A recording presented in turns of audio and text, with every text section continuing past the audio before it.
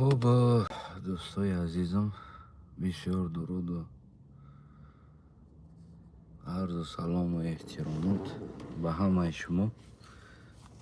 امیدوارم که یکی شما خوب صحت سلامت باشین. جای تلفن مانی نبوده است،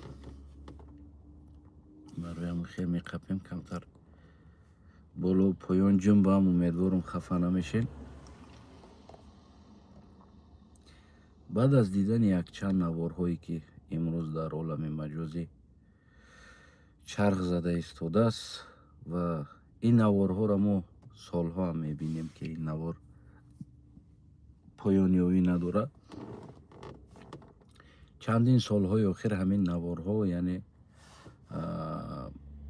همین عذاب دادن مردم آسیای میانه، خصوصا مردم تاجیکستان در روسیه بگیم به نهایت وسیع هست. نوارها از خودی کارمندان ارگان ها میبرویند، از دیگر که بگیم این مردم چقدر اذیت میته.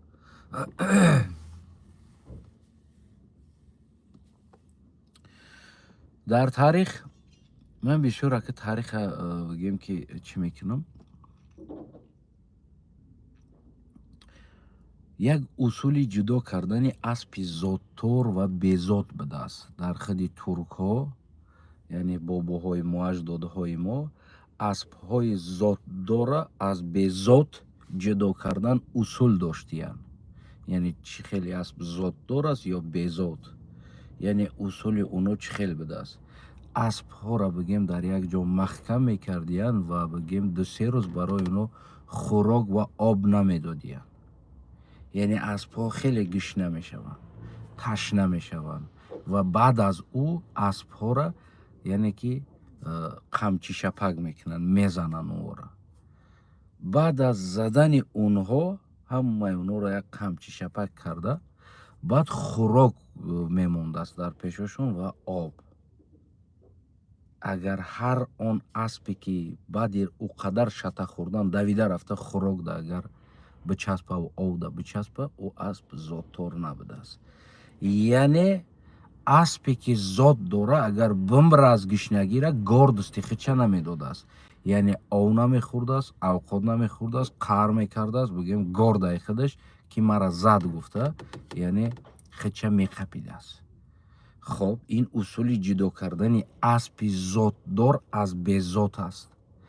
امروز ما سالها میبینیم که خیلی در تاجیکستان ما این چیز، یا که بگیم در روسیه، اینقدر مردم ها میزنن، میکشن، جنگ روی میکنن، همه ایره طاقت میکنن، باز بالای همین فرزندهاشون هم میگیرن، همراهشون میبرن به روسیه.